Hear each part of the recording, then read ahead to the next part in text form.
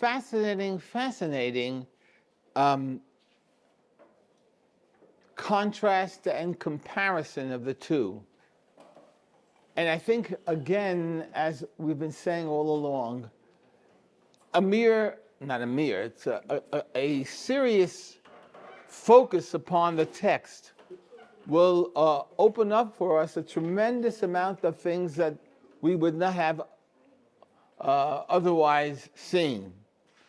Now, I've have the source sheets here for you. Some of you actually kept it from last week. Be happy to put on the table over here that which was given out to you. Let me just see, this is not it. Here it is. I have them. Here's one for you. Okay. Anyone else wants, just keep one over there if you want. Okay. I'll put it over there. Fine. You had yours? You still kept it? I gave it to this lady. So do you have spares or do you have No problem. I'll have enough. If not, I'll take yours away. Here and Thank you. all right. Thank you, Connie. Very good. Thank you. Now that half the class is over. Thank you. Okay. Boy, am I lucky. I just have a. Okay.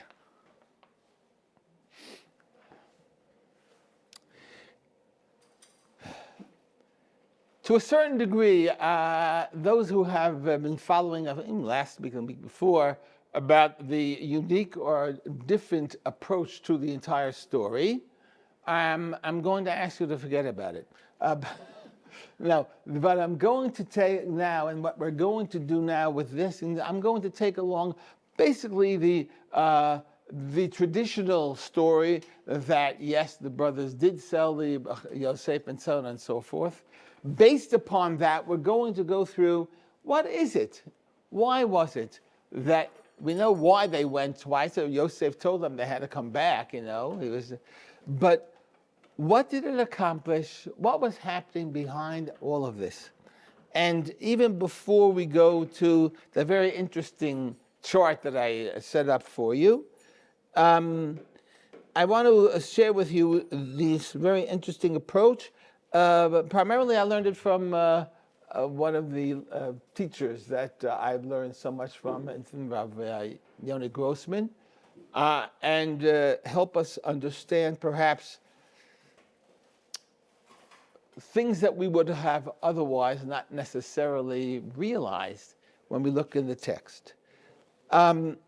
We all know, basically, as a background, we know what happened. We know, for example, we all are aware of that the brothers came down to Egypt. Yosef, actually, as he was known as Safnat Pa'aneach, that was his Egyptian name. Schwartz would have been easier, but they didn't call him that. So Safnat Pa'aneach was the viceroy and second only to the Pharaoh. And when they came, he accuses them of being spies. Meraglim matem, batem. That's exactly what he says. You are spies. You've come to spy out the land. And they said no, and they give their whole background. Shnei masar achim anachnu, we are 12 sons, and one is no longer here, and one is home with his father, and we are all 10 of us. That's why we're here. Anyway, Yosef, the viceroy, says, "I don't believe you, but I'm a nice guy." He says, it's wonderful phrase. He says, "Et ha'elokim ani yareh." I am a God-fearing man. I've mentioned this to you before, but it's a wonderful thing to keep in mind. And that is the concept of being God-fearing is found in the Torah before there was the Ten Commandments and before there was God coming in, thou shalt not. It is a concept of basically you are I would say a mensch. you are a proper and fine human being. You're a sensitive person. You understand societal laws. One did not need or should not need a law that says, oh, I was doing okay, and then I came to the 20th chapter in the book of Shemot, and I found out that thou shalt not murder. Darn it. Up till now, I was doing it. You know, the concept is, if you're a human being, you know the concept of being a mensch, that you know how to deal with in a society and what you do. So that's what Yirei Elokim meant. In fact, just to bring it more clear to you, when Avimelech, the king of the Plishtim, that wasn't his name, that was his title, by the way, as Pharaoh wasn't his name either, you know, it was the title of the king of Egypt. Avimelech was the title of the king of the, one of the kings, I should say, of the Philistines. Avimelech, you know, obviously from the words themselves. And he had taken Rivka from Yitzchak, thinking that she was his sister, because that's what he said she was, right? Just like his father did with. And I'm sorry, he did not take them, you know, but he thought he perhaps was thinking of doing so when he realized that indeed she was his sister. She was not his sister, but his wife, and so he criticizes Yitzchak, saying, "Mazal, what did you do? Kimat, almost one of the, you know, Achad Ha'am, one of the people would have taken her as a wife, and we would be sinful. We have sinned." That's what he says, the Avimelech, the Philistine. By the way, as we all hear, you know, that's the bus stop that we find near where the Achad Ha'am, it's always incorrectly done by the announcer on but it should be Achad Ha'am, one of the people. Echad is not correct, as the Torah says. Achad Ha'am, one of the people, not one people. So Achad Ha'am, he said, we could have taken you. And so Yitzchak says, I'll tell you why. Rak ein yirat Elokim b'makom hazeh. Because it's not a God-fearing place now. It doesn't mean God per se, like I said, for the Ten Commandments. It means you aren't a moral society. That's basically what Elokim. And that's why he said we are. You know, so that's what it was. And here we have Yosef saying, I'm a God-fearing person, meaning I'm a mensch, and therefore it would not be right for me to keep you in jail. He had thrown them in jail. The jail being called, by the way, interestingly, the word bor meaning a pit, you know, because of that. Why is that important? Interesting?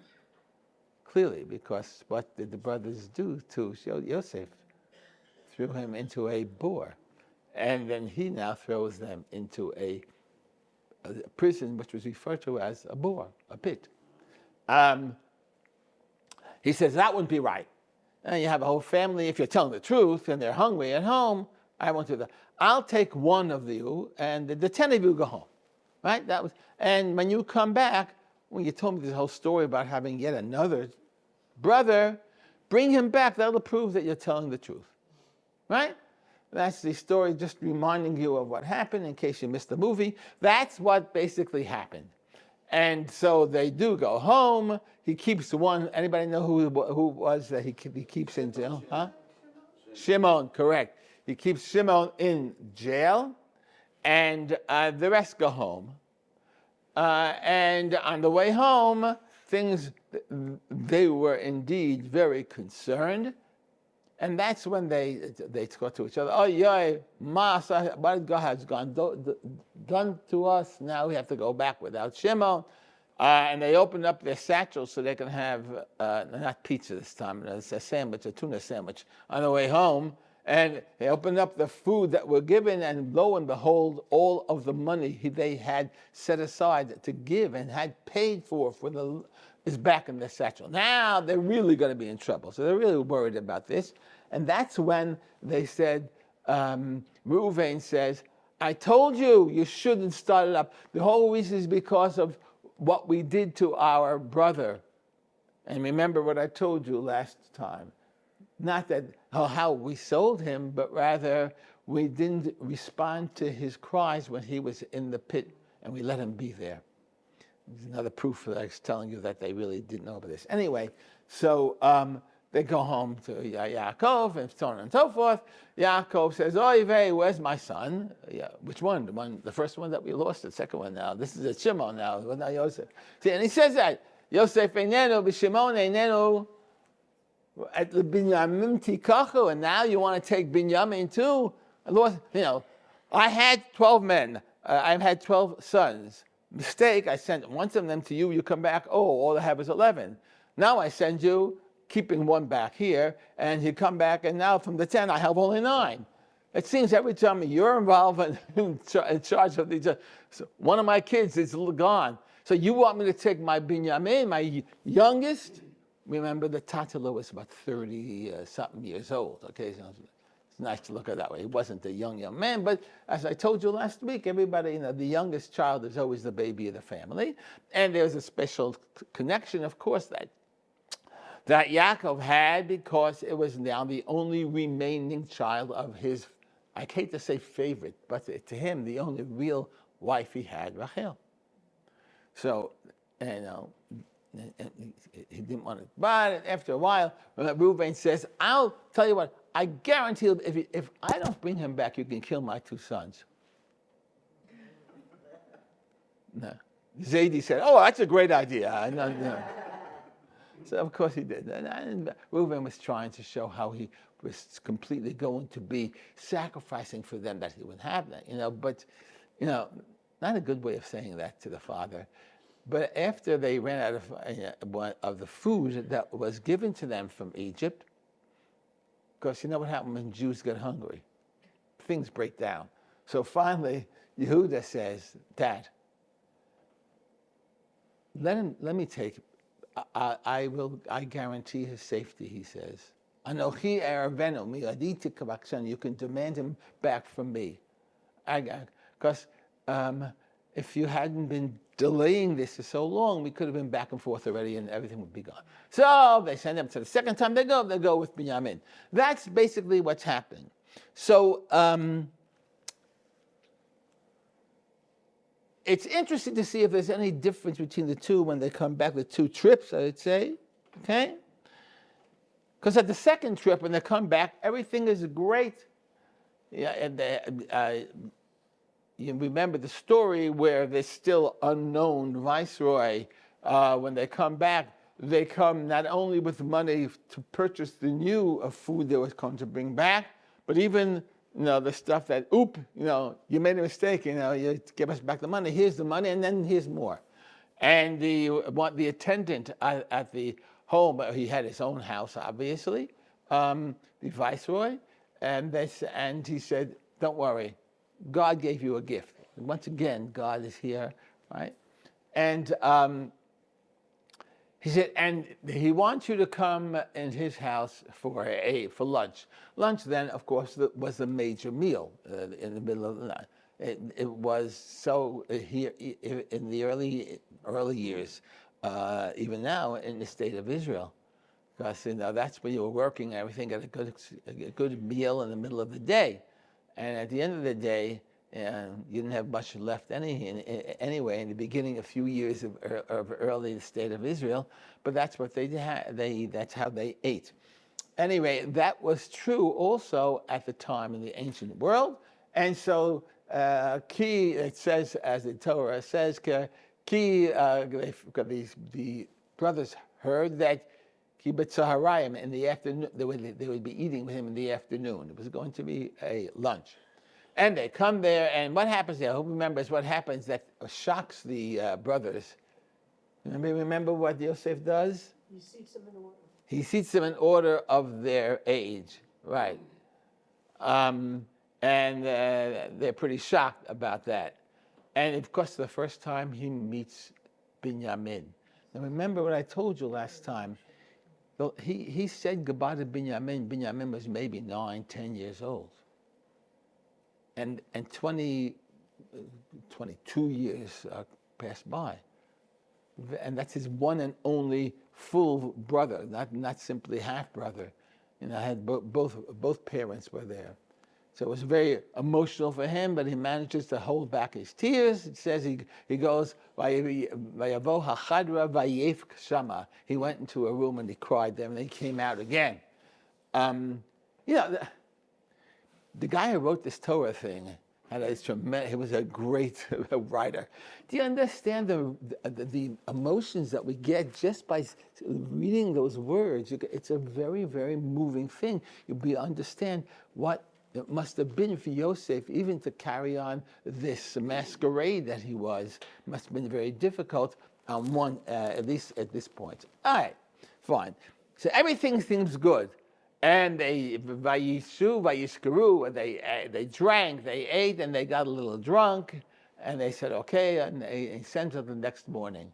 Just when you think the story's ended, mazel tov, shkoyach, everything is good. What happens as they're leaving? What does Yosef do? Nasty. What does he do? He places the cup, the goblet, that's right. Again, in the ancient world, the elite, certainly the second to Pharaoh, has their own certain things, and it's one that they use as magically they could figure out what's going to happen or what is, and so on and so forth. He has it placed in Benjamin's sack, and he has given Benjamin 5 times more than anybody else, by the way. And so, and they leave, and before they get too far, he has his man run over them and accuses them no longer of being spies, but being thieves. Whew, thank God for that. These were not spies. And to steal the thing. And they brings them back. And the very end of the Miketz of that parsha is when he said, look, they said, no, I don't know what happened. He couldn't have stole it, but it's in his sack. He said, Elokim matzah et avon avadecha. They said, God has now revealed our sin. We're guilty, and so is he, and we'll all be enslaved to you. He said, that wouldn't be fair. I'm a God-fearing man. Only the thief will be, and you go. And you go home peacefully back to your father. And the Chazal of the rabbis are so phenomenal with this. They said, Yosef said, go home. How can we go home to our father in peace if you're going to have Binyamin? Those painful words that end one parsha of Miketz. I don't know how people sleep a whole week between Miketz and Vayigash. What's going to happen? How could it be that we're going to, unbelievable. And of course, the first conversation, the first part of Vayigash is Yehudah, who then offers himself in place of Binyamin. Anochi Erevenu. He told his father, I guarantee I will be his security. And if he's going to be taken, I will go instead of him. That is what happened. Fine. But it's interesting for us to compare the two trips, and that's why the first thing you have there is the chart that Rabbi Grossman had. I said I did some tweaking on it. Yeah, I made it in English, Okay, and we find something very interesting. You see the chart that I gave you on the very first first source sheet. Look at the first mission, which is again in chapter Membet from the Aleph Lam. First thing that happens, 1a, Yosef accuses the brothers of spying, and he imprisons Shimon. And that also includes the speech that Reuven gave and said, you see, I told you not to. That's the first part. Now go to the second mission and go to the very bottom of it, the last part. I put it as 1b. Here, now at the end of that mission, Yosef accuses the brothers of theft, whereas before he accused them of being spies, right? And he plans to imprison Binyamin as he had imprisoned Shimon. And then, as we see, Yehudah gives a speech. So you see, in effect, you look at the same thing. 3 things happened with the first mission: accused of spying, imprisonment of Shimon, and speech of Reuven. And the last thing of the second mission, accused of thievery, plans imprisonment of Binyamin, and the speech of Yehuda. Very interesting. Now, the second thing that happens in the first mission, you find that Yosef overhears the brothers expressing their regret for the sale, and he quietly breaks down and cries. That happens when they're standing and they're speaking to one another in Hebrew, not knowing that Yosef not only Yiddish but he also knew Hebrew, because it says there the translator was between the two of them. Whenever they spoke one to another, it was from Egyptian to Hebrew, Hebrew back to Egyptian. They had no idea that Yosef obviously knew Hebrew too. So they spoke freely one to another. Yosef hears that, and he's very broken, because after all, whatever the plan is, and maybe we'll get to that he had to hear them admitting that they regretted what happened, it was undoubtedly very emotional for him. Good. Well, guess what? To be this, or not to be, but no, next to the last thing of the second mission, there you have similar, that where Yosef meets Binyamin, and he also again goes in privately and he cries, as he did in the second thing. The third step, the brothers discover the return of their money and wondered why God had done this to them, and that lines up with the second part of the second mission, where the brothers return the money, which is refused when they're told that God had given this for them. And it was opposites of what's happening. Literally, it's almost a turnaround. And the final thing is when Reuven, in the first mission, tries to convince Yaakov to send Binyamin with him, but he fails. Whereas the first thing we see, the second mission is when Yehuda successfully convinces Yaakov to send Binyamin. And, I don't know, my buddy's there, but because I forgot to take it out. Anyway, so it's very interesting to see that to a certain degree, they follow, but they follow in the opposite direction. The first thing was the last thing, the second the last. So that's a very interesting thing to look at, but we'll see why that's important, I hope, as we go on. So when you see what the purpose of, or what this whole suggestions were in this mission, we can break it down, as Rav Grossman does, to three basic levels. First of all, Which Rav Grossman? Rav Yoni Grossman, his name From is. where? He is now head of the Tanakh in Bar Ilan. He started out in the Gush, Jonah, and Yeshiva there. His father was a very well-known historian, a very brilliant man, so he's brilliant as well. See, he says there's, first of all, three things going on in this whole thing. First of all, there was the family level in these reactions one to another that can be between the brothers and Yosef. There we find the brothers are actually forced to face what they had done, and to repent and to do tshuva for what they had done. And by doing so, maybe that was Yosef's thought, he would reunite the family. That's on a family level. There's more than that, though. There's a national level here, too. A very crucial thing occurs, and I don't know if all of you realize this right away, but who was the one who was the leader, the one who, for example, said, don't kill Yosef, just throw him into a pit? Who was the one who stepped up to their father and said, you can kill my sons if you don't bring him back? At the end of the story, who was the leader? Yehuda. That's right. So there's a national, because in the future, that's exactly what happens. Reuven officially is the leader as the Bechor. We see that in I forgot in Divrei Hayamim Aleph. No, Bet, I'm sorry. Where it says very simply that Reuven was the Bechor in all ways, except he didn't get a double portion. But Bechorah was his. But as far as leadership was concerned, that didn't happen. Leadership went to who becomes the head of a monarchy? Answer, Yehuda, right?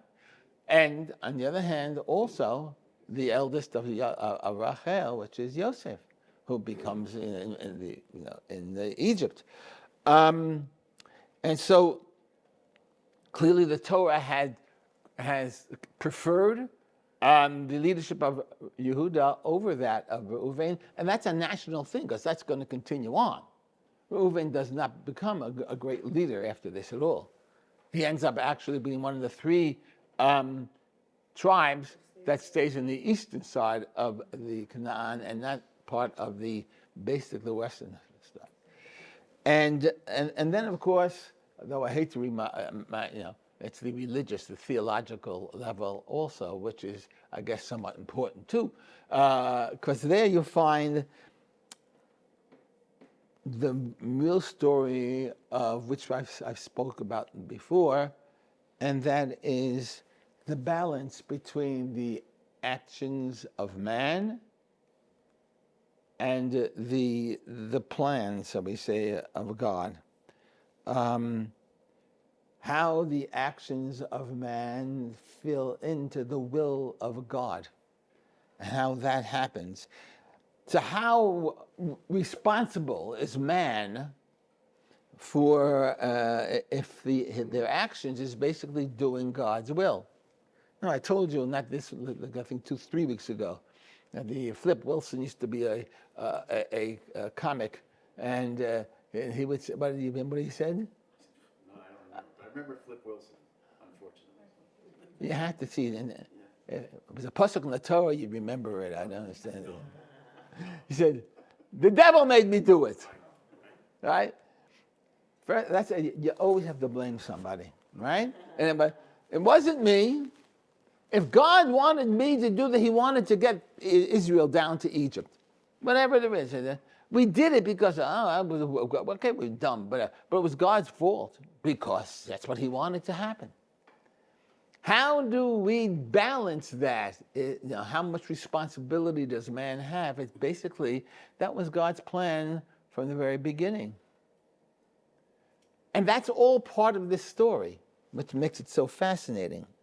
So let's first look at the personal thing. Let's look at the family. Okay? Whether the sin repaired the break in the family, and if it did, how? In fact, Mefarshim say many things. The Abarbanel has a whole approach to this and what it is, but let's focus on simple questions. For example, number one, what process, what journey, I guess, do both Yosef and the brothers go through that ultimately bring them back to a tearful reunion, one to another? Or, if I put it more crucially, I suppose, what discoveries, what realizations do they come to during this experience or the experiences that would bring them to do what the tshuva that was so necessary? We can find some hints of this, by the way. We find hints of this in the subtle references you find in the story of the brothers' journey to the sale of Yosef. Now, I want you to listen carefully to this, because this is not something you ordinarily would realize, but it's absolutely remarkable. I'll show you. Is it in the references? In our thing? I didn't say it yet. I'll tell you if there is, okay? Okay. But we're about to, by the way. I'm about to get to it, okay? And it's the following.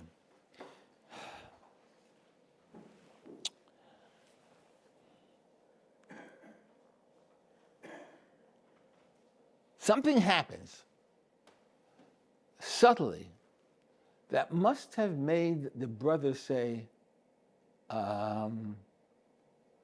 this is strange. This a coincidence? Let me show you what I mean. Why it was that made them think that maybe the sale of Yosef was wrong, or maybe there's God behind it, or whatever. So we have to look at it in the view of Yosef himself and the father and the caravan. Let me show you what I mean, okay? The very simple fact that, I can't move because I have to do this. I really put it up here. It's hard for me to see in my notes. How many days, no, before that, I pointed to it before, right? And I said, what does Yosef do? He throws his brothers into prison, into the bore, just as they had thrown him into the bore. But even more than that, when else was he sent into a prison, Yosef? When he got there. When he got there, right? After a while, when he was being accused falsely about having attacked Mrs. Potiphar, right? He spent at least 2 years in the prison there, right? Probably the very same prison where he sent his brothers. Interesting. How many? Well, if that was Yosef's point, is he trying to get back for the 22 years he was now lost to his father, to his family, when they threw him and sold him as a slave? Who knows? Now, how about the brothers? How did they feel, for example, when they finally realized that the goblet of Yosef was found in the dafka, in the satchel of Binyamin, which means what? Binyamin was in danger. Well, it does. What would they have thought? What are we going to do? In what way? What were they thinking? What's going to happen? To whom? Yeah. To their father Yaakov, of course. How is Yaakov going to feel? Is it not maybe one, they're saying now, maybe that's how he felt when we threw Yosef into the pit and he's no longer there? What they didn't think of before, although they said it, but they didn't think of it before they threw him into the pit. Only afterwards they said, what are we going to do? And now it's happening again, and maybe he's getting a little shove in a little rib and saying, it's happening again. What are we going to do with Papa? He's 22 years older than he was before. Does that not shake them a little bit? And the Torah does that. You know why? Because it says when they come back with the news that Yosef is gone, we are told that Vayikra Yaakov Simlotav. Yaakov tore his garments, mourning. And when they're told that Binyamin is the thief, what does the Torah write? Vayikru Simlotav, and they tore their garments. There's a very clear connection going on. The Torah is seemingly very, very, very purposely putting little things that's happening to giving the little jug. Guess what's happening? Maybe they're going to now feel a little of the pain that their father had been feeling. And then this is one thing that just blows my mind. When they send Yosef down to Egypt, or however they were taken by Yosef was taken by the Yishmaelim, for some reason, the Torah goes in to add something which, between you and me, wouldn't have changed the story too much. Whatever movie movie thing would have come out, it wouldn't have changed anything. They probably on one part of they wouldn't put it in there. It gives a detailed what the Ishmaelites were carrying down, what spices they were taking down to Egypt. Who cares? But the Torah puts in there, and there it says that they have to bring down nechot v'tzari v'alot holchim. What they call the nechot, sari, and lot. It's a type of a balm and honey, dvash, and spices. That's what they were taking down. When Yaakov tells the brothers reluctantly, okay, I will let you go and bring Binyamin down, but take some gifts, something down to Egypt, something you haven't got much, take them down as a gift. And look at the source. What is it? Source number 2. What is it that he tells them unknowingly? Remember, Yaakov didn't know about Yosef. What did he tell them to bring? Vayomer alehem Yisrael avihem, and in English. So Yisrael, meaning Jacob, said to them, if you're going to go down to Egypt, and I ain't happy about it, but at least take the choice fruits of the land. Carry down balm and honey and spices and ladanum. 4 out of the 4 things, the exact same thing that Yosef was going with the Ishmaelim are bringing down. Yosef was brought down to Egypt with these spices, and now they realize they're going down with Binyamin, and they're carrying the exact same spices. Unbelievable. Astounding. But they didn't know the first time. Who? Did the brothers know when Yosef was brought to believe that those 4 spices were with them? Yeah. I'll tell you why I know that. Because when they see, besides being smart, when they saw the caravan of Yishmaelim, it says, Yordim Mitzrayma, and it says there what they saw, that they were carrying, and what they were carrying. Okay. I mean, that's probably a common thing that went down because it wasn't that common to have in Egypt, Now, according to when I tell you that the brothers didn't sell and anything, but they still saw it coming down. But even if we say, yeah. But even if we, saw the whole yeah. transaction. But not the transaction, no. They saw that he went into the No, caravan they and didn't. left. They saw the Ishmaelim going down with that. Now, I would say the way I gave you, that's all they knew. They didn't know he went down to Egypt with So they didn't Ishmaelim. know They that didn't he know. was But taken according to from the the, war and sold to Egypt. that's They didn't know what correct. happened. That's correct. That's correct. That's what I argued with the last 2 weeks. That's my approach there. But what Chazal say is that they did sell him, so they knew very well what was in there. And if that's the case, as Rav Grossman would say it is, they may have very well thought, though they may not have said it, they may have thought it or mumbled to each other, this is a little creepy.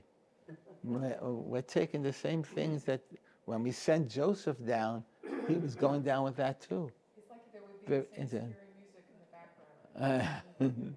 That's right. It really is. It's a very, very sad. Yeah. Also, when Yosef would have received those gifts, he would have been rather upset. It would have reminded him of that trip that he was taking. Very, very good. I hadn't thought of that. And that's very, very powerful. You're right. Who are they going to bring the gifts to? And Yaakov says that. It says, bring it to the man, bring these things. The man was Yosef.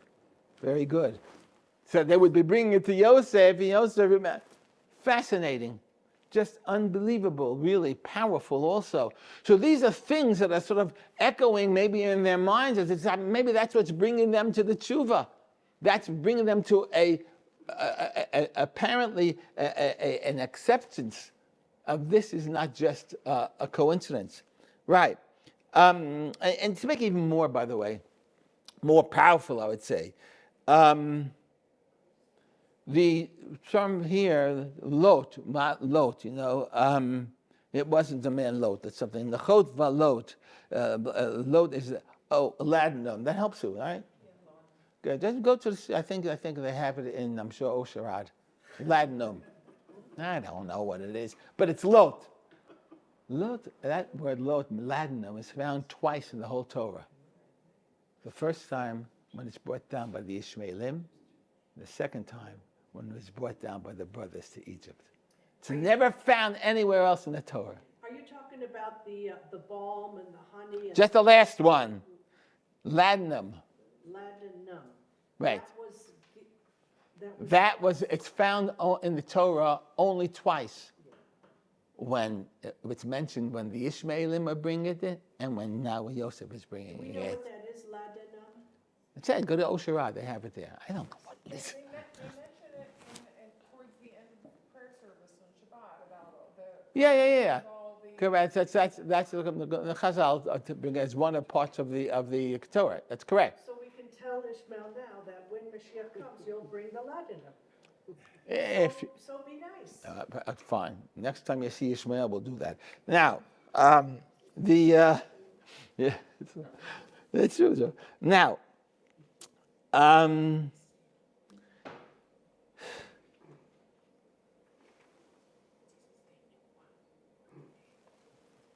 so that, as I told you, very powerful. The first time, one of the two sons of Rachel is being brought down to Egypt with those spices. And the second time, the other son of Rachel is being brought down to Egypt with the same spices. Pretty remarkable. And maybe there's something else. Not only that, Yosef would think about it, but what do you think they are thinking about when they're smelling these spices and going down to Egypt? Were they not thinking of, this is what Joey smelled when he was going down to Egypt. This is what it must have been for him when he was going down to Egypt. In other words, almost as if God saw to it that they would experience what they caused other people to experience. Their father and their brother. And now they're experiencing that.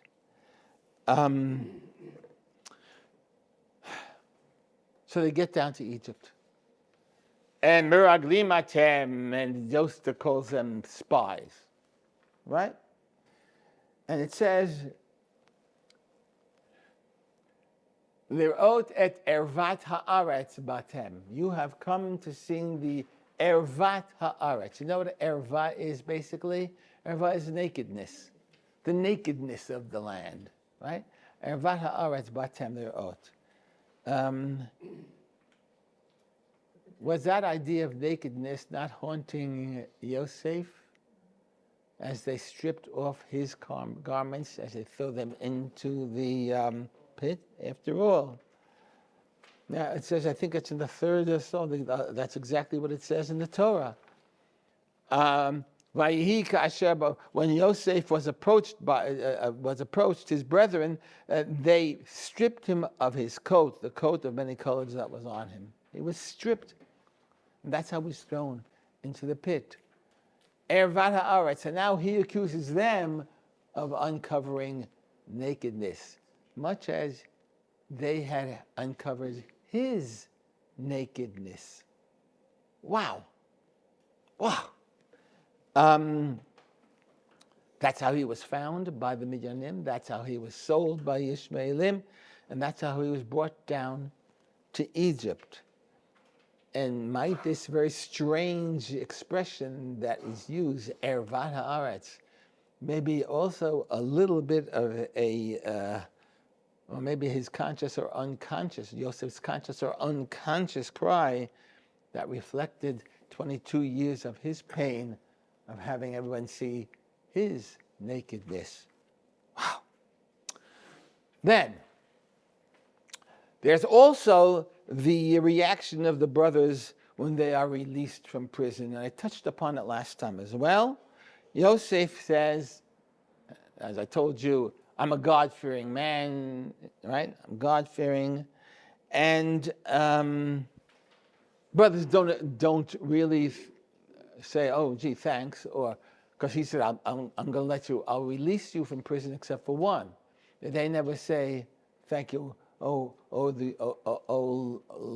whatever, high executioner." I'm going to Mikado, but that you are. They don't thank him at all. What they do is they talk to each other and they complain. He said, Aval Hashemin anachnu al avinu. By the way, in the Torah, the term aval we always know. What does aval mean? Huh? Come on, you know what aval means. But, however, correct. But it often also means truly. Aval Hashemin. Truly, we are now guilty of what happened. That's a very powerful thing. They are admitting what they said. They never ask that question, it seems, when they're stuck in the prison for 3 days. When this happened, not when they were accused of spying, not when they were in the prison for being supposedly spies, only at this point. I thought they did discuss it in the prison. And when Yosef was there, and they thought that he couldn't understand. That was afterwards, not when they were in prison. That was when they were talking to each other then. Nechama Leibowitz, she said something very, very interesting. And she said that it's at that time, as we pointed before, that they realized they're going to have to go confront their father with a missing son, Shimon, who won't be there. So when they're let out, except for one, like I told you last time, right? They had 11 sons, and they come back with 10. Now they had 10 sons, they're coming back with 9. And they say, what excuse are we going to give Dad now? What are we going to say to Papa? That's exactly what they have to ask now. And therefore, they are returned to the same tragic moment when they had to inform their father about the loss of Yosef. And that is why they reacted at that point, not before. Only when they realized they're going to be coming back one less than they had before did it occur to them, again, they're forced to be put in a position to understand that they had done and realize, this is really bad, right? To relive, in effect, what they had done.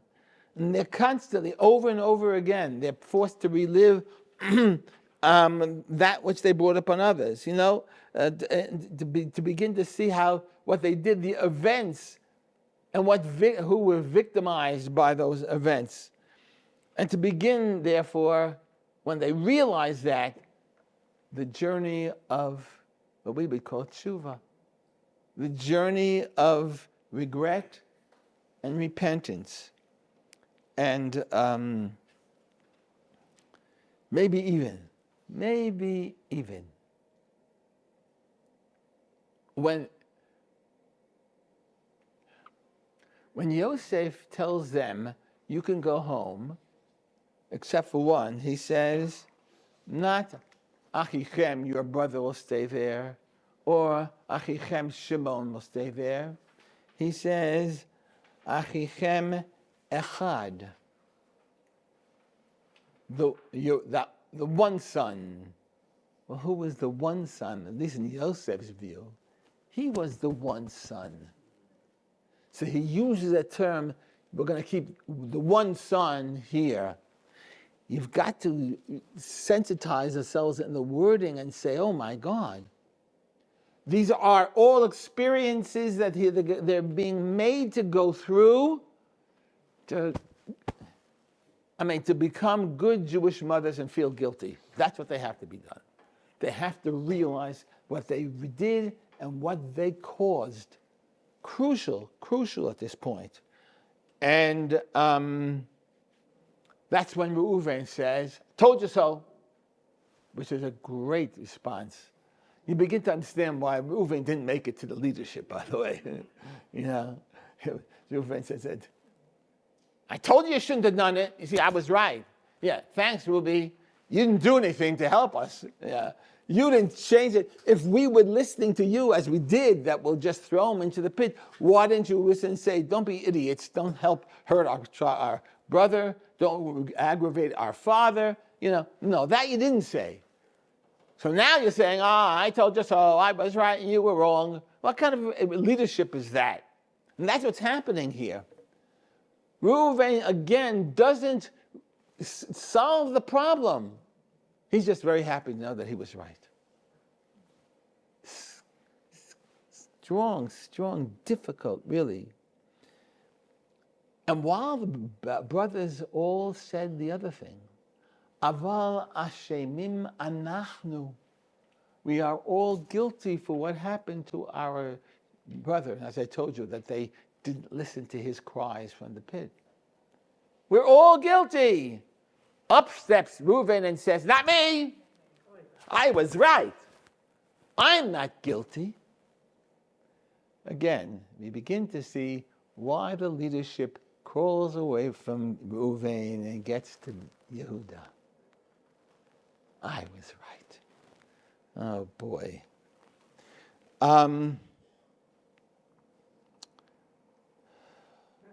Did notice that in your commentary here on what we've been talking about, is that they keep saying our sin is that we didn't listen to his cries in the pit, but never do they say our sin is that we sold him to slavery. Thank you, that's correct. See, I told you I was right. That's exactly the argument I was making last week, of proof that they never really sold him. Because if they were going to actually profess their and I should say, what's the word I'm looking for? Why is it the English language got much higher?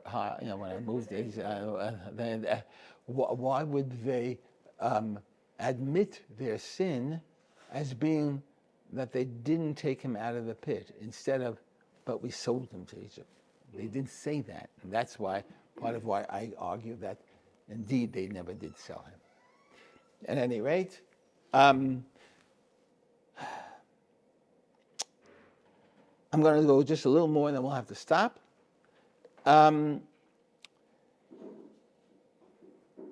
There's one more last thing here that we see here.